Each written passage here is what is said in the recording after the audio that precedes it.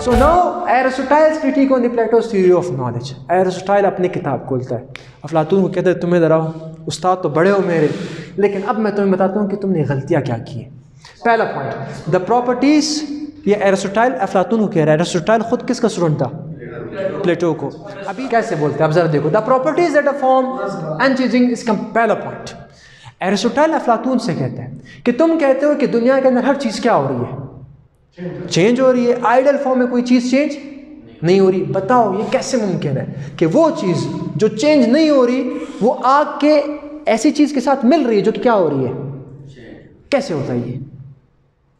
यानी इसका मतलब क्या है? इसमें तुम लोग कंफ्यूज मत होना। प्लेटो जो है ना इसको ऐसे लेके चलो कि अफलातून को पढ़ने के बाद हमें ये लग रहा है कि प्लेटो कुछ बहुत ही जीने से किसी एब्स्ट्रैक्ट वर्ड की बात कर रहे हैं ना। हाँ सुनो एक दफ़ा इसको आखिर में सुनो, फिर बदबख्ती आ जाएगी। प्लेटो ने जो बातें हमें कही, हमें ऐसा लग रहा है कि अफलातून किसी एब्स्ट्रैक्ट वर्ल्ड की बात कर रहे हैं, लेकिन एरिस्टोटल कहता है भाई प्रूव दो, मजाक मत करो कि एक दुनिया है। तो पहला सवाल उस दुनिया के ऊपर क्या है कि बताओ how is even that possible कि the things which are constant in that world, ठीक है, वो उसके साथ एक ऐसी चीज के साथ आ गई जो कि बार बार क्या हो रही है? कैसे चेंज हो रही है? आइडियल वर्ल्ड में चीजें चेंज नहीं हो रही। हाँ, एक आइडियल वर्ल्ड में कोई चीज चेंज, इस वर्ल्ड में क्या हो रही है? चेंज। यस यस कि जो चीज वाह खोरज माजो सो गाज मेट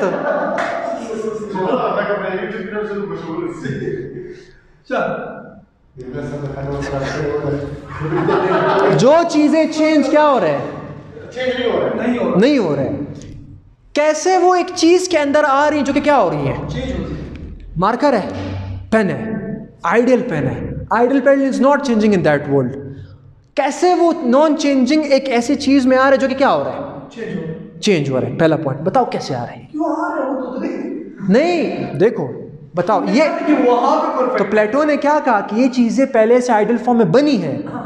रियल वर्ल्ड में जो उन चीजों के ये उसकी कॉपीज है। जाहिर सी बात है, कॉपीज किससे आई हैं? बात सुनो, अगर आपके पास एक ओरिजिनल फोल्डर है ही नहीं, क्या आप उसका कॉपी लेके आ सकते हो? ओरिजिनल फोल्डर से ही क्या लेके आते हो? मेरा स्टैचू बनाओगे मुझे देख के बनाओगे ना, मेरी कॉपी बनाओगे मुझे देख के बनाओगे। जब मैं ही नहीं मेरा कॉपी कैसे बनाओगे? नहीं हो सकता ना।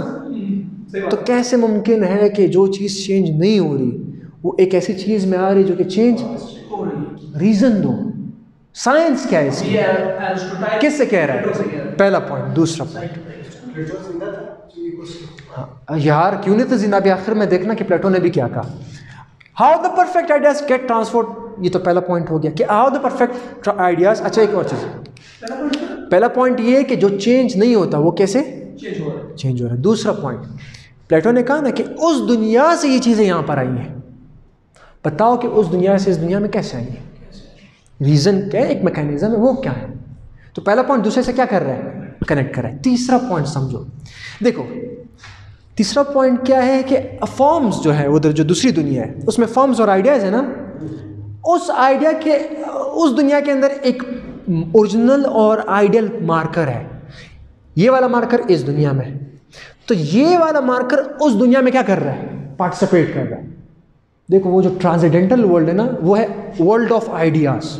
वर्ल्ड ऑफ क्या है? परफेक्ट। उधर एक परफेक्ट आइडिया है पेन का।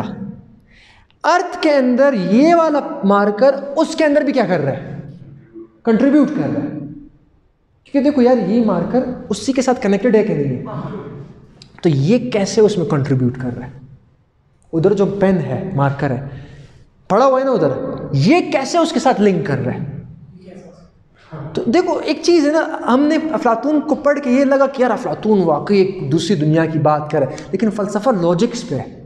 लॉजिक क्या है कि उस दुनिया की चीज़ें कैसे आई, वो दुनिया जो चेंज नहीं हुई इसमें चेंज कैसे हो रही है, और ये पेन उस आइडियल वर्ल्ड में पार्टिसिपेट कर रहा है कि नहीं कर रहा?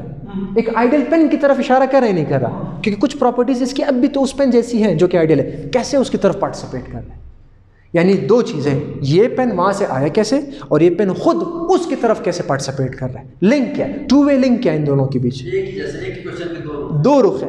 ये कैसे वहाँ से आया और ये खुद इधर रह के उसको कैसे पार्टिसिपेट कर रहा है, उसकी तरह एक्ट कैसे कर रहा है? लिंक बताओ, टू वे लिंक बताओ। पॉइंट आया समझ? ठीक है, तीसरा पॉइंट, और ये बहुत इंपॉर्टेंट, थर्ड मैन आर्ग्यूमेंट। इसको तो गौर सुन ला, ये बिल्कुल जितना भी करोगे तो दिमाग घूम जाएगा, ज़रा सुनते जाओ। अफलातून कहता है ये मार्कर है, इसकी तरह एक आइडियल मार्कर ट्रांसेंडेंटल वर्ल्ड में, ठीक है। अब पहले बताओ इस मार्कर की शेप क्या है? सिलेंड्रिकल ले लो, लीनियर ले लो, ठीक है। इसका मतलब है कि यहाँ का मौजूद सिलेंडर भी इम्परफेक्ट है, उधर कौन सिलेंडर होगा? परफेक्ट। तो कितनी चीज़ें आ गई? 2। एक मार्कर है, मार्कर दूसरे आइडिया के साथ भी क्या हो रहा है? मिल रहा है। दूसरा आइडिया कौन सा है? सिलेंड्रिकल। देखो एक मार्कर खुद है, एक मार्कर की शेप क्या है? 2 आइडियाज हो गई। तो अब आइडियल वर्ल्ड में एक और मार्कर भी होना चाहिए जो कि सिलेंड्रिकल भी हो और मार्कर भी हो। नहीं आया पॉइंट समझ? इसको दूसरी तरह लेके जा रहे। देखो ये मार्कर है कि नहीं है? इधर तो नहीं है परफेक्ट। पहले बताओ ये ब्लैक मार्कर है ना? मैं 2 चीज़ें लेके चलता हूँ, 2 चीज़ें लेके चलता हूँ वापस। एक मार्कर खुद है, एक ब्लैक मार्कर है। रियल वर्ल्ड में ब्लैक परफेक्ट इम्परफेक्ट है? रियल वर्ल्ड रियल वर्ल्ड में ब्लैक परफेक्ट नहीं है। एक ब्लैक कहाँ एग्जिस्ट कर रहा है? वहां पर। ये मार्कर है, मार्कर इस वर्ल्ड में परफेक्ट है इम्परफेक्ट है? रियल मार्कर कहाँ पर है? आइडियाज उसका उधर है। तो इस एक मार्कर के अंदर 2 आइडियाज इस वक्त मैंने शुमार कर दिए। एक मार्कर खुद, दूसरा कौन सा कलर? ब्लैक कलर का जो वर्ल्ड है वो मार्कर के वर्ल्ड से क्या हो चुका है? मिल चुका है। तो लिहाजा अब ये मार्कर भी है, ब्लैक भी है। तो आइडियल वर्ल्ड में अब एक और चीज़ भी होनी चाहिए जो ब्लैक भी हो और क्या हो? मार्कर भी हो एक साथ। तो क्या होगा कि तीसरा फॉर्म बन चुका। कॉपी होगी जी? कॉपी होगी नहीं होगी। तो देखो हमने तो सिर्फ पेन को समझा था ना, लेकिन इस पेन के साथ ब्लैक भी आया है, 4-5 चीजें और आ गई है। ब्लैक भी है, सिलेंड्रिकल भी है, वहां से आई है जहां से परफेक्ट हो पड़ा हुआ है। लेकिन देखो उधर तो सिर्फ एक पेन की उसने बात की थी अफलातून ने। अफलातून ने कहा कि ये मार्कर है, आइडियल मार्कर कहाँ पर है? वहां पर। एक ब्लैक कलर है, ब्लैक यहाँ पर इम्परफेक्ट है, वहां पर परफेक्ट है। अलग अलग उसने बताया था। एरिस्टोटाइल कहता है कि अगर ये मार्कर है, मार्कर के साथ क्या जुड़ा है? ब्लैक भी। तो आइडियल वर्ल्ड में मार्कर के साथ साथ ब्लैक भी जुड़ा होना चाहिए, यानी वहां पर एक ऐसा आइडियल मार्कर भी होना चाहिए जो कि आइडियल मार्कर भी हो और आइडियल, और दोनों एक साथ भी हो। तो इसका मतलब है एक तीसरी चीज भी बन गई है।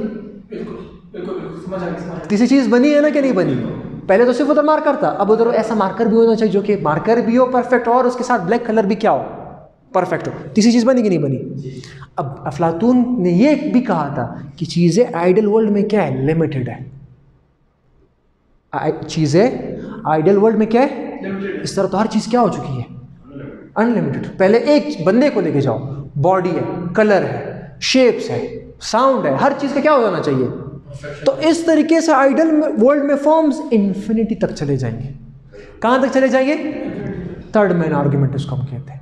क्यों थर्ड कह रहे हैं? Marker and a black needs another marker which is a perfect marker and which is a perfect third marker. Third marker हो गया ना, यानी एक तो आइडियल में तो एक इधर था, अब एक तीसरा बनाना है आपने, इसलिए इसको हम कहते हैं थर्ड मैन आर्ग्यूमेंट। अब दूसरी चीज समझ लो, this leads there are infinitum number of forms where Plato had said that the forms are what? Infinity पे चला गया ना। क्लियर हुआ क्या नहीं हुआ? ये इसका तीसरा क्रिटिक। अभी तक क्रिटिक गया नहीं है, ये क्रिटिक समझ लो, ये सबसे इंपॉर्टेंट है। एसेंस ऑफ द थिंग, पहले एसेंस ऑफ द थिंग क्या है समझो इस चीज को। एसेंस ऑफ थिंग को हम ऐसे लेके जाते हैं कि थिंग्स, इस जुमले को पहले छोड़ दो। देखो हम सबसे पहले मैं एक सिंपल सी आम से एग्जांपल देता हूँ। सब मार्करों को मैं साथ रखता हूँ, मुझे बताओ कि तुम मार्कर को मार्कर क्यों कह रहे हो? कि लिखता है, लिखना इसकी एसेंस है। लिखना इसकी क्या है? एसेंस है कि नहीं? लिखना इसकी क्या है? एसेंस, राइटिंग, इसलिए इसको हम लोग कहते हैं मार्कर्स। अब इन मार्कर की जो एसेंस है, वो जो परफेक्ट एसेंस है लिखना, वो यहां पर नहीं, वो किस वर्ल्ड में? परफेक्ट वर्ल्ड में। परफेक्ट वर्ल्ड में मार्कर है या मार्कर का लिखने का एक आइडिया है? आइडिया है। सुनते जाओ, क्या आइडिया फिजिकली एग्जिस्ट करता है? आइडिया तो एक आइडिया है। तो एरिस्टोटाइल अफलातून से ये कहता है कि कैसे किसी चीज़ का आइडिया उस चीज़ से बाहर है, उस चीज़ के अंदर होना चाहिए आइडिया। यानी मिसाल ले लो, लेट्स से मैं कहता हूँ कि तुम मेरे बारे में सोचो कि मैं एक ऑब्जेक्ट हूँ जिसका नाम है मुनव्वर। इसका नाम क्या है? मेरी एसेंस है मुनव्वरनेस। मेरी एसेंस है मुनव्वर। तुम मुनव्वरनेस को क्या क्या कहते हो? मुनव्वर का नाम है, मुनव्वर की कुछ क्वालिटीज़ है, हाइट है, पहले तो फिजिकल क्वालिटी पहले तो मुनव्वर की फिजिकल क्वालिटीज़ है, फिर एब्स्ट्रैक्ट क्वालिटीज़ है, बोलता कैसे। अब सुनते जाओ, सब क्वालिटीज़ जो मेरी हैं उसके बारे में सोचो बगैर मुझे सोचे। क्या कर सकते हो ऐसा बगैर मेरे सोचे कि मुनव्वर, देखो मुनव्वर ये फिजिकल है ना, एग्जिस्ट मैं कर रहा हूँ, मैं एग्जिस्ट कर रहा हूँ ना, सुनो इस चीज़ को, मैं एग्जिस्ट कर रहा हूँ कि नहीं कर रहा हूँ, मेरी क्वालिटीज़ है कि नहीं है, मेरी जो कुछ चीज़ें उसके बारे में सोचो, लेकिन मुझे मत सोचो, मेरी क्वालिटी नहीं आ सकता।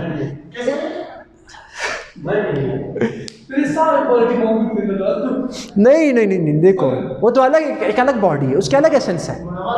किसी भी दो बॉडीज की एसेंस एक नहीं हो सकती, ठीक है। देखो मैं सुनो, मैं देखो ऐसे दिमाग में ऐसे आओ कि ना मेरे फिजिकल स्ट्रक्चर को देखो, ना मेरे बात करने को देखो, मेरे जो चीज़ें तुम्हें पता है उसके बारे में सोचो बगैर मुझे सोचे। क्या कर सकते हो इस तरह? दिमाग में मुनव्वरनेस सोचो विदाउट मुनव्वर नहीं सोच सकते हो, नहीं सोच सकते। अच्छा एक और चीज़, हाँ नहीं कर सकते ना, क्योंकि आइडिया चीज़ों के साथ एसोसिएट किया जाता है। आइडिया क्या अकेले सरवाइव कर सकता है? आइडिया कभी भी अकेले सरवाइव इसके लिए बर्नार्ड रसल की एक बहुत खूबसूरत सी चीज़ है, वो हिस्ट्री ऑफ वेस्टर्न फिलॉसफी में पढ़ लेना, कि दो वर्ड्स हम यूज़ करते हैं। एक वर्ड होता है ऑब्जेक्ट की एडजेक्टिव के लिए सच। मुनव्वर, लेट्स से आप कह लो कि एक बंदा है, a man is courage, this man is a courageous person, this man is a courageous. Courageous उसकी क्वालिटी बता रहे नहीं बता, जो करेजियस है वो सच है, जो करेजियस है वो क्या है? सच। करेजियस जो है वो उस आदमी के अंदर है जो कि फिजिकल चीज़ है। एक पॉइंट आ रहा है समझ के नहीं? उस फिजिकल के लिए बर्नार्ड रसल कहता है कि आप उसको थिंक कहो। क्या कहो? थिंक, कोई चीज़। तो बताओ क्या सच थिंक के बगैर हो सकता है? नो। हम कहते हैं कि वो चीज़ ऐसे है, जो चीज़ नहीं, वो चीज़ का मैं अगर नाम लूँ वो ऐसा है। क्या ऐसा है? पॉइंट समझ रहे हो नहीं समझ रहे हो? बिल्कुल आया क्या नहीं? यानी चीज़ों की एसेंस मतलब अलग से सर्वाइव नहीं हो सकता, लाज़मी उसका सब्जेक्ट होना चाहिए, फिजिकल होना चाहिए। यानी कोई भी चीज़, वाइटनेस एग्जिस्ट नहीं करती, वाइटनेस लाजमी किसी चीज़ के साथ एसोसिएट होती है। करेजियस अलोन एग्जिस्ट नहीं करता, करेजियस किसी के साथ है। तो आते हैं ना, इसी बात की तरफ भी आते हैं ये कौन बता रहे हैं? किसके खिलाफ बोल रहे हैं? पॉइंट आया समझ के नहीं? Such can't exist without being connected और एसोसिएटेड विद द थिंग, ठीक है। Think about Munawwarness without thinking about Munawwar नहीं कर सकते, सवाल नहीं पैदा होता। सो अब देखो कहाँ से आता है एरिस्टोटल। एरिस्टोटल कहता है अफलातून तुम कहते हो कि आइडियाज कहाँ पर है? परफेक्ट। आइडियाज बगैर इन लोगों के साथ कनेक्ट किए आ ही नहीं सकती। तो इसका मतलब है आइडियाज नहीं है, बल्कि इंसानों के अंदर जो चीजें हमने उससे अपना आइडिया बनाया है। पॉइंट पहुंचे नहीं पहुंचे? मतलब फिर वो एक दुनिया है, एक ही दुनिया रहेगी। जबरदस्त, यस पहुंच गए, बिल्कुल पहुंच गए। देखो एक तो था कौन से आइडिया? Abstract world. उधर से चीजें क्या थी? परफेक्ट। उसको देख के हम कहते हैं यार तुम उस तरह परफेक्ट नहीं हो। मतलब ये कि वो देखो हमने कहा कि वो आइडियाज की दुनिया है, उस आइडियाज की दुनिया को यही ढूंढना शुरू कर दिया। मतलब हमारा प्लेटो ऐसा कहता था कि आइडियाज की तरह हमने होना चाहिए, बिकॉज आइडियाज क्या है? परफेक्ट है। जबकि एरिस्टोटल कहते हैं आइडिया वहां पे सर्वाइव इसके बगैर कर ही नहीं, आइडियाज वहां पर है ही नहीं, आइडियाज है ही नहीं। हम आइडियाज खुद ही बनाते लोगों को देख के। कैसे? अब नेक्स्ट एग्जांपल में ये सब क्लियर है कि नहीं क्लियर? पहला, essence of things can't be outside the thing but present inside with the thing, inside और विद द थिंग, चीजों के साथ। There are two words, one is adjective, present in the world of ideas, and we call that word a such, कि वो ऐसा है। दो words है मैंने कहा, सच किस वर्ड में? उस वर्ड में। The other word is for the object and we call that word a thing. Such उसकी तरह, thing object. Such can't exist without being connected, associated with what? Thing. जैसे कि थिंग अबाउट मिनोरस, without thing मिनोरस, there is no such thing as wideness और manliness, यानी मर्दानगी क्या है? बगैर मर्द के क्या मर्दानगी सोच सकते हो? बगैर मर्द के क्या मर्दानगी आ सकती है? अगर एक मर्द होगा तो एक फिजिक होगी, एक चीज़ होगी, उससे तुम मर्दानगी लेते हो। मतलब एक बॉडी स्ट्रक्चर, एक सोच, एक ख्याल। अच्छा, ये यहाँ तक क्लियर है। नेक्स्ट। अच्छा, ये सिर्फ क्रिटिक नहीं है। एरिस्टोटल दूसरी चीज़ क्या कहता है कि world is the multitude of a thing, दुनिया में बहुत चीज़ें हैं। फ़लसफ़े का काम ही है कि दुनिया की चीज़ों को एक्सप्लेन किया जाए। अफलातून ने इसे एक्सप्लेन नहीं किया, बल्कि इसके लिए एक और क्या बना दी? हम इसको एक्सप्लेन करना बैठे थे। उस जालिम के बच्चे ने आइडियाज़ भी दिए, अब इसको भी एक्सप्लेन करना होगा। और किसको एक्सप्लेन करना होगा? और आइडियाज़ एक भी नहीं है, कितने हैं? तो जो काम हमारा फ़लसफ़े का था वो करने के बजाय उसने और काम क्या कर दिया? मुश्किल कर दिया। क्रिटिक है कि नहीं है? कैसे क्रिटिक है? वाह। अच्छा, Plato not only confused the knowledge of things present in the world, but he also created another world which he named the world of ideas. Now we have to explain both of the worlds, which is what? Absurd. क्या मजाक बना दिया तुमने? ठीक है, logic पे आ रहा है एरिस्टोटल। यहाँ तक कोई सवाल है? Absurd गंद है, ये क्या है? ये तो मजाक, कचरा बना दिया तुमने। क्यों नहीं थे? मैथमेटिक्स वो उसको प्रूफ देख के यार बाकी वो आइडियल्स थे, ठीक है।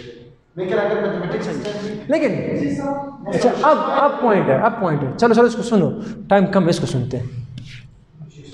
इसको सुन लो, इसको गौर सुन लो, क्योंकि ये इसके बगैर वो पॉलिटिकल फिलॉसफी है ही नहीं। चलो मान दिया आइडियाज़ है ही नहीं, क्योंकि आइडियाज़ रह ही नहीं सकते बगैर किसके? फॉर्म्स के। तो आइडिया है क्या? एरिस्टोटल खुद अब एक्सप्लेन करता है। अच्छा, एरिस्टोटल की एक टेक्निक सुन लो, बहुत इंपॉर्टेंट। एरिस्टोटल ने जितनी रिसर्च की, जितना मैंने से नाम कमाया, इसकी एक टेक्निक थी। टेक्निक क्या थी उसकी? उसने कहा किसी भी तहकीक तक पहुंचते हो ना, तो कुछ स्टेप्स तुम्हें लेने पड़ेंगे, उसके बगैर आप कुछ भी नहीं हासिल कर सकते। पहले की पहली चीज़ आपने करना है लिटरेचर रिव्यू। कौन सा रिव्यू? आज तक साइंस की दुनिया इसको इस्तेमाल करती है। लिटरेचर रिव्यू क्या है? मिसाल ले लो, मैं चाहता हूँ कि मैं रिसर्च करूँ मून के ऊपर। किसके ऊपर? मून के ऊपर। अगर मैंने जिन लोगों ने मून के ऊपर रिसर्च किया है, अगर मैं उनकी किताबों और कामों को पढ़ता ही नहीं हूँ, खुद मून को सोचने बैठता हूँ, तो कहूँगा यार ये मून क्या है? ज़िंदगी मेरी निकल जाएगी, मैं एक भी नॉलेज मून के बारे में नहीं दे पाऊँगा। तो पहले मैंने जिन लोगों ने मून के ऊपर काम किया उनकी किताबों को खोलना है। कोई कहेगा यार मून तो ये, कोई कहेगा नहीं यार मून अर्थ के अराउंड क्या कर रहा है? रिवॉल्व कर रहा है। तो पहले अपने आप को रिसर्च, यस, पहले काम क्या है कि जिन लोगों ने जिस चीज़ के ऊपर काम किया उसको पूरा पढ़ो। उसको कौन सा रिव्यू कहते हैं? वो पढ़ने के बाद दूसरा काम है तुम्हारा डायलेक्टिक्स। डायलेक्टिक क्या है? कि जो टॉपिक तुमने सेलेक्ट किया है ना, उसके ऊपर मालूम करो दो या दो से ज़्यादा लोग कि जो हॉट टॉपिक्स है वो कौन सा चल रहा है। यानी तो हॉट टॉपिक्स है ना, या इस तरीके से जैसे कि फिजिक्स के वर्ल्ड में लो आजकल की थ्योरी क्या है कि हम कैसे ग्रेविटी को क्वांटमली स्टडी करें। क्वांटम ग्रेविटी क्या है? कोई कहता है स्ट्रिंग थ्योरी से कर सकते हैं, कोई कहता है यार यूनिफिकेशन थ्योरी। तो क्या होता है कि आप हॉट टॉपिक्स जो आपके दो आपके हैं उनको भी पढ़ो, उसके बाद बैठ जाओ अपनी थ्योरी दो कि तुम क्या सोचते हो। ये कितने स्टेप्स हैं? 3 स्टेप्स हैं। एरिस्टोटल का काम भी यही था। जालिम के बच्चे ने कहते हैं वाहिद दुनिया में ऐसा बंदा है जिसने अपने वक्त के अंदर जितने भी किताबें नॉलेज की थी सब पढ़ी हैं, चाहे वो आर्ट्स के बारे में हो, चाहे वो लिटरेचर के बारे में हो, चाहे वो फिलॉसफी के बारे में हो। सबको पढ़ने के बाद इस बंदे ने इतनी चीज़ें की हैं। पॉइंट आया समझ के नहीं? क्योंकि मौजूदा और ये इसके इंसाइक्लोपीडिया में भी आता है। खैर, अब ये कहते हैं तो आइडियाज़ क्या है? आइडियाज़ को एक कैसे एक्सप्लेन करते हैं ज़रा सुनो। बिल्कुल अफलातून के ऑपोजिट। अफलातून कहते हैं कि चीज़ें किसकी तरफ जा रही हैं? आइडियाज़ की तरफ। और आइडियाज़ किस में है? एरिस्टोटल कहता है कि बाढ़ में जाए तुम्हारा परफेक्ट वर्ल्ड। ये शायरी, शेर व शायरी मत करो, मेटाफर्स इस्तेमाल मत करो कि एब्स्ट्रैक्ट ये वो है, ऐसा कुछ नहीं है। बल्कि आइडिया हम कैसे बनाते हैं? मिसाल लो, मैं आइडियल मैन का आइडिया बनाता हूँ। मैं ज़िंदगी में बहुत से मर्द देखूंगा, एक मर्द के अंदर गैरत होगी तो बाकी क्वालिटीज़ नहीं होंगी, एक के अंदर इंटेलिजेंस होगी तो बाकी क्वालिटीज़ नहीं होंगी, एक बॉडी बिल्डर होगा तो बाकी क्वालिटीज़ नहीं होंगी। तो हर मर्द से मैं एक क्वालिटी क्या कर रहा हूँ, खुद सोच रहा हूँ कि यार आइडियल मर्द ऐसा होना चाहिए जिसकी बॉडी भी हो, जिसकी इंटेलिजेंस भी हो, ठीक है, जिसके अंदर हर प्रॉपर्टी अच्छी मर्द की हो। तो कौन सा मैन बन गया? क्या वो यहाँ रहता है या यहाँ के देखने से मैंने उसको बनाया है? यहाँ देखने से। तो आइडिया उस वर्ल्ड में एग्जिस्ट करता ही नहीं, जो वर्ल्ड है वो यही है। इधर से कोई ट्रांसजेंडर वर्ल्ड नहीं है, वर्ल्ड एक ही है जिसमें हम आइडिया कैसे बना रहे, लोगों को देख, चीज़ों को देख। पॉइंट आया समझ? पहला point, the forms are present in things not outside the things, ठीक है। The forms and the objects are inseparable just as the body and the soul. आप अलग कर ही नहीं सकते हो फॉर्म को, आइडिया को उस ऑब्जेक्ट से। ये ऐसे बंधी हुई जैसे कि बॉडी और एक रूह, सोल। यस, ठीक है। अच्छा, अब एक इंपॉर्टेंट चीज़ इधर जरा सुन लो। दस knowledge can be obtain through what और व्हाट परसेप्शन। एरिस्टोटल बिल्कुल ऑपोजिट जा रहा है, कहते हैं तुम क्या आइडियल वर्ल्ड के बारे में सोच रहे हो, वहाँ है, बल्कि जो नॉलेज है हम किससे हासिल कर रहे हैं, देख के। तो वो चीज़ों को देख के फिर कहते हैं कि यार आइडियल, उसने कहा था कि रैशनैलिटी। तो ये कौन है? एम्पेरिसिस्ट। वो लोग जो कहते हैं देखने से इल्म हासिल होता है, वो लोग कौन होते हैं? जो कहते हैं एक्सपीरियंस करने से इल्म हासिल होते हैं, वो कौन होता है? और रैशनलिस्ट कहते थे लाजमी नहीं कि तुम एक्सपीरियंस करो, रीजनिंग करो तब भी तुम ख्यालात तक भी तुम इल्म हासिल कर सकते हो। तुमने ज़िंदगी में कोई चीज़ एक्सपीरियंस किया ही नहीं, तुम सिर्फ ख्याल में बैठे हो क्या यहाँ ये फिर भी इल्म तक हासिल कर सकते हो। तो कौन, अब फिलॉसफी के अंदर कितने वर्ड्स है? दो, एक रैशनलिस्ट, दूसरा जो तीसरा जो इन दोनों को मिलाता है वो फिर इमानुएल कांट की थ्योरी है। कोई कन्फ्यूजन किसी को? टाइम क्या हुआ है? 9 बज गए। आखिरी पॉइंट डिस्कस करते ख़त्म करते 9-10 तक। अभी समझो इस चीज़ को। वो अच्छा, अब ये भी सवाल बनता है कि आखिर एरिस्टोटल फेवर किसको कह रहा है, हेराक्लाइटस को कर रहा है या अभी उस पॉइंट तक नहीं पहुंचा? अभी तक किस पॉइंट तक पहुंचे कि इस बंदे ने किस के ऊपर आर्ग्यू किए? प्लेटो की थ्योरी ऑफ नॉलेज या फिर आइडियाज, या फिर क्या टोटली क्या कर दिया, उसको रिजेक्ट कर दिया। कहते हैं हर चीज़ नेचुरल वर्ल्ड है। अब इस सवाल की तरफ आते हैं कि एरिस्टोटल इन दो को कैसे देखता है। अच्छा, ये हेराक्लाइटस और वो, लेकिन इससे पहले जरा ये समझ लो, senses are the basis of what? Senses are the basis of, चीज़ों को देख के पता करते हैं कि उसका आइडियल फॉर्म क्या है। Nature is what? कोई ट्रांसडेंटल वर्ड नहीं, नेचर ही सब कुछ है, ठीक है। Nothing exist in consciousness that has not first experience by the senses. जो कोई चीज़ देखा ही नहीं, क्या कॉन्शियसनेस में आ सकता है? जिंदगी भर मैंने आंखें बीना हूँ ना बीना हूँ, क्या मैं दुनिया को सोच सकता हूँ? फिर नहीं हो सकता, पॉसिबल ही नहीं है, ठीक है। And man has no innate ideas. कोई भी आइडिया खुद ब खुद नहीं बनता जब तक देखा ना जाए। इसकी मिसाल ले लो, क्या आप अपने कोई भी चीज़ पेज उठा लो, एक ऐसी चीज़ बनाओ जो इस दुनिया के अंदर एग्जिस्ट नहीं करती, नहीं बना सकते। ये सारी चीजें तो आज तक वैलिड है, टिल टू डेट ये सारी चीजें तो वैलिड है। मैं एक एग्जांपल मैंने दिया कि पेज उठाओ, कोई चीज़ बनाओ जो इस दुनिया में एग्जिस्ट नहीं बना सकते। चलो तुम लोगों ने बना दिया, एक एलियन या किसी चीज़ को बड़ी शक्ल दे दी। शक्ल भी किसकी है? इंसान की। सिर्फ उसका नाम क्या कर दिया तुम लोगों ने? पाँव मेंढक के डाल दिए। खुद से क्रिएटिविटी कोई भी बंदा नहीं कर सकता, सिर्फ कॉपी पेस्ट है, सिर्फ कॉपी पेस्ट चीज़ों को देख के। और ये जितने भी साइंस है, ये भी सुन लो, जितने भी क्रिएटिव लोग हैं ना, ये नहीं, हम लोग नहीं कहते कि यार उस बंदे ने खुद ये थ्योरी दी है। कुछ चीज़ों को देख के फिर वो कनेक्ट करता है, ठीक है। कनेक्ट करने के बाद कहते हैं यार मैंने वहाँ वो चीज़ देखी थी इसलिए वो ऐसी है। कॉम्बिनेशन एंड परम्यूटेशन है। हाँ, मुख्तलिफ चीज़ों को देख के कंबाइन करके आइडियाज़ को क्या कर दिया, बना दिया। पॉइंट आया समझ के? हाँ बाजवा, याद क्लियर है कि नहीं क्लियर? आखिरी चीज़ सुन लो, इसकी फिर ख़त्म करते हैं। ये सबसे इम्पोर्टेंट पिक्चर है। ये अफलातून है। ये कौन है? एरिस्टोटल। अफलातून कहता है कि there is another ideal world. हाथ कहाँ है? ये कहता है आराम से बैठो, सब कुछ इधर है। हाथ देखो उसके नीचे, कहता है सब कुछ कहाँ है? यही है, आइडियाज भी इधर है। क्या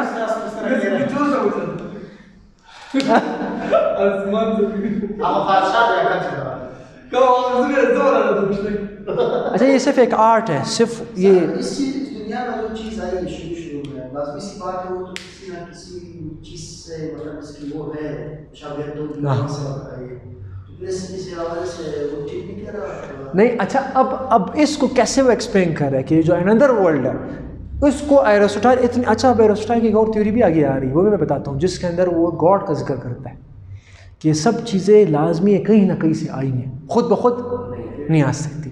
वो थ्योरी आ रही है एंड में जब हम पहुँचेंगे ना एरिस्टोटल की थ्योरी, मेटाफिजिकल थ्योरी। अच्छा ये समझ लो, ये सिर्फ हम पॉलिटिकल साइंस नहीं, हमने क्या कर दिया, अगर आप फिलोसफी का सिलेबस देखोगे ना तो पहला सिलेबस में पार्ट है कि बताओ what is what philosophy, what is what philosophy की डिस्कशन याद है आप लोगों को? हम लोगों ने की फिलोसफी, फिलिया एंड सोफिस्ट कौन थे, ठीक है, वो पार्ट हो गया। फिर दूसरा पार्ट फिलोसफी के सिलेबस में कि एक्सप्लेन मेटाफिजिक्स ऑफ प्लेटो। प्लेटो की मेटाफिजिक्स क्या है? Theory of forms and theory of ideas कर दिया हमने। तीसरा पार्ट है एक्सप्लेन द एरिस्टोटल मेटाफिजिक्स, तीसरा पार्ट भी कर दिया। यानी ऐसा समझो कि पॉलिटिकल साइंस के साथ साथ हमने फिलोसफी का भी आधा कुछ तकरीबन कर लिया, ठीक है। पता तो चल गया चाइनस था होते। अच्छा प्लेटो और एरिस्टोटल की जो ये अखलाकी और एक इल्मी जंग है, उसमें अफलातून आखिर में क्या कहते हैं कि Aristotle just kick me like a child kicks his mother. एक दूध पीता बच्चा जब अपने माँ को लात मारता है ना, कि अफलातून कहते हैं कि एरिस्टोटल ने भी मुझे ऐसे ही मारा है, क्योंकि सारी जिंदगी किसने पढ़ा है इसको? प्लेटो ने पढ़ा है। ऐसी थ्योरीज दी कि मुझे किसके पर गिलाया उसने? सर के बाद। Plato was turned on his head by Aristotle. लेकिन एक और चीज, एरिस्टोटल जवाब में क्या कहते हैं? कहता है कि दो Plato and truth are dear to me, यानी सच्चाई और अफलातून दोनों मेरे लिए डेयर है, लेकिन still dear is the truth. लेकिन सच्चाई के सामने मेरे लिए कोई भी अजीज नहीं है, इसलिए मैंने जो भी थ्योरीज दी है वो सच्चाई के लिए दी है, ठीक है। ये कोटेशन में लिखा जाता है, देखो कहते हैं Plato and truth are dear to me, dear to me. Aristotle जवाबन कहता है प्लेटो को कि मेरे लिए सच्चाई भी मुझे पसंद है और अफलातून भी पसंद है, लेकिन still dear is the truth, लेकिन मुझे सच्चाई अफलातून से भी क्या है, ज़्यादा पसंद है, इसलिए मैंने वो थ्योरी दी जो कि अफलातून के थ्योरीज के खिलाफ। अब ये भी लिख देना, क्यों एरिस्टोटल ने अफलातून की एकेडमी नहीं संभाली, बताओ? क्योंकि थ्योरीज में बिल्कुल क्या आते हैं। और एक और चीज़, एरिस्टोटल की एकेडमी में हर दूसरा अलाउ है।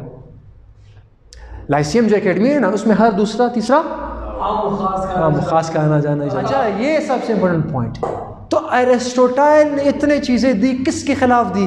प्लेटो के खिलाफ दी। लेकिन बीच में एक फ़लसफ़ा अब भी है बैकग्राउंड में, हेराक्लाइटस और कौन? पार्मेनिडीज, उन दोनों पे था। तो अरस्तु का हेराक्लाइटस और पार्मेनिडीज के बारे में क्या ख्याल है? इधर से एरिस्टोटल की अपनी फिजिक्स स्टार्ट हो रही, अपनी मेटाफिजिक्स। एरिस्टोटल कहता है कि दुनिया के अंदर दो चीज़ें हैं, एक मटीरियल चीज़ें। कौन सी चीज़ें? मटीरियल चीज़ें हेराक्लाइटस की आइडियाज़ को फॉलो करती है, यानी मटीरियल्स दुनिया के अंदर क्या हो रही हैं? मटीरियल्स जो है ना इस दुनिया के अंदर, हर मटीरियल वो किस फिलॉसफी को फॉलो कर रहे हैं? हेराक्लाइटस। उसने कहा हेराक्लाइटस की फिलॉसफी क्या है, जो कि हर चीज़ क्या हो रही है। लेकिन हर मटीरियल चीज़ की एक एसेंस है। हर मटीरियल चीज़ की क्या है? हर चीज़ को बनाने की या बनने की एक वजह है। इसको फिलॉसफी की ज़ुबान में टेलियोलॉजी कहते हैं, टेलियोलॉजी। हर चीज़ के बनने की एक क्या है, और जब वो बन जाए तो उसकी एक एसेंस होती है। हर चीज़ की एसेंस है। मार्कर की एसेंस क्या है? किस लिए बना है? लिखने के लिए बने। खैर हर चीज़ की क्या है? एसेंस है। तो जो मटेरियल है वो किस फिलॉसफी को फॉलो कर रहा है? क्योंकि वो क्या हो रहा है? लेकिन उस मटेरियल को जब आप कुछ ना किसी चीज़ की तरफ जब वो सिंथेसाइज हो जाए, जब वो बन जाए, उसकी जब वो आखिरी स्टेज उसको मिल जाए, उसके बाद वो चेंज वो फिर कौन सा वर्ल्ड है? पार्मेनिडीज वर्ल्ड है। देखो एक है सब्सटेंस, एक है सब्सटेंस का एसेंस, कि वो चीज़ देखो मेरे पास कुछ लेट्स यस बिल्कुल एग्जैक्टली लेट्स मैं एक पत्थर लेता हूँ। क्या लेते हैं? एक पत्थर एक सब्सटेंस है, and substance has to be changed. Thus it is following which philosophy? Heraclitean philosophy. क्योंकि वो चीज़ क्या हो रही है? लेकिन मैं कहता हूँ यार ये पत्थर हमारे नज़रिए के मुताबिक वो खुदा जानता है कि उस पत्थर को किस चीज़ के लिए असल में बनाया गया, लेकिन हम कहते हैं यार उस पत्थर के एसेंस से किसी स्टैचू बनाया जाए। तो मैं उस पत्थर से क्या बना रहा हूँ? स्टैचू बनाने के बाद उसकी एसेंस क्या है कि वो एक स्टैचू की तरह बना है, उसकी इस दुनिया के अंदर वजूद ये कि वो एक स्टैचू बने और लोग उसको देख सके। तो उसको जो वो एसेंस है वो अब चेंज नहीं होगी, क्योंकि वो पत्थर बनाया हमने वैसे सोचा ना कि वो इसलिए बनाया ताकि वो क्या बन जाए? स्टैचू बन जाए। तो स्टैचू पहुंचने के बाद अब वो चेंज नहीं होगी, क्योंकि वो स्टैचू वो जिस चीज़ के लिए बना था वो बन गया है। तो इधर से क्या होता है? एरिस्टोटाइल देखो इसमें क्या कहता है? Essence of the substance are not changing, they are what? Which world? अच्छा, अब इस जुमले को ऐसे लेके चलो, जो मटेरियल चीज़ें इस दुनिया के अंदर है लाजमी उनको किसी ना किसी चीज़ के लिए खुदा ने भेजा है, और वो लाजमी कोई ना कोई चीज़ बनाएंगे। जब वो चीज़ बनेंगे वो उसकी एसेंस होगी और वो कभी चीज़ चेंज नहीं होगी। हर चीज़ के पास पोटेंशियलिटी है कि वो कुछ चीज़ बन जाए, कि वो कोई चीज़ बन जाए। तो जब तक वो नहीं बनेगी वो चेंज होती रहेगी, और वो चाहेगी कि वो वहाँ तक पहुँचे जिस चीज़ के लिए वो बनी है, और जब वो बन जाए फिर वो चेंज नहीं होगी। पॉइंट आया समझ के? नहीं प्लेटो को फॉलो किया, लेकिन सिर्फ वो ख्याली दुनिया निकाल दी है कि हर चीज़ परफेक्ट की तरफ जाना चाहिए।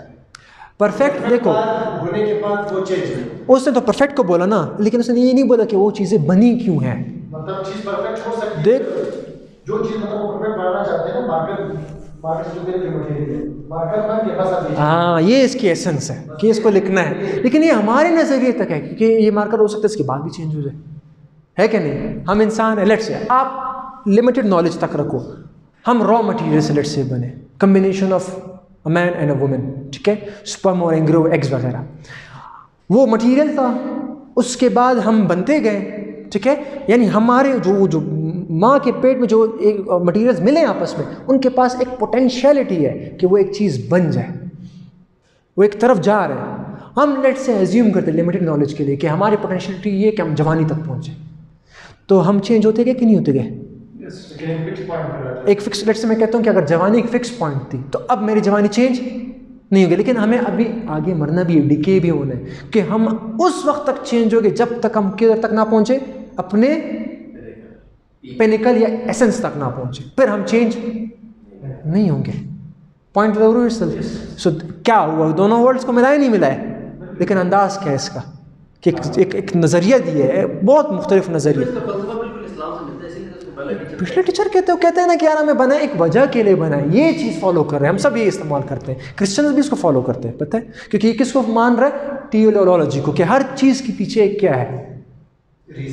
रीज़न है कि वो बनी है, क्यों बनी है, क्या वजह है।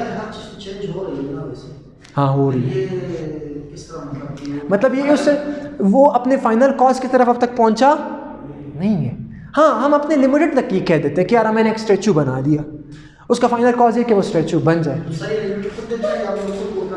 लिमिट के लिए हम नहीं जानते, जाहिर सी बात है, उस लिमिट के नॉलेज को हमने तो हासिल तो करना है, लेकिन हम नहीं निकाल सकते। हमें क्या पता कि हमारे अभी रिलीजन्स किस लिए? इसने हमें बताया कि अगर आपकी पोटेंशियलिटी क्या है कि आप उस दुनिया में जाएं, उस दुनिया के बाद आप क्या हो जाएंगे? फिक्स हो जाएंगे। उस दुनिया के बाद आप चेंज, ना आपकी उम्र बढ़ेगी ना आपकी उम्र कम होगा, क्योंकि उसमें आप क्या रहोगे? फिक्स रहोगे। तो एक अपनी इंटरप्रिटेशंस क्या होती है? बहुत लिमिटेड होती है। एक रियल इंटरप्रिटेशंस है, वो गॉड नोज कि वो रियल इंटरप्रिटेशंस क्या है। यहाँ तक क्लियर है कि नहीं क्लियर? कोई सवाल, कोई कन्फ्यूजन है? नूर वैसा बाउक हाँ, एरिस्टोटल इवन दो उसकी थ्योरी भी है, यस, वो एरिस्टोटल मतलब बहुत मानने वाला था कि एक चीज़ है। बाकी इंशाल्लाह कल करते हैं, अभी बहुत चीज़ें रखी हैं।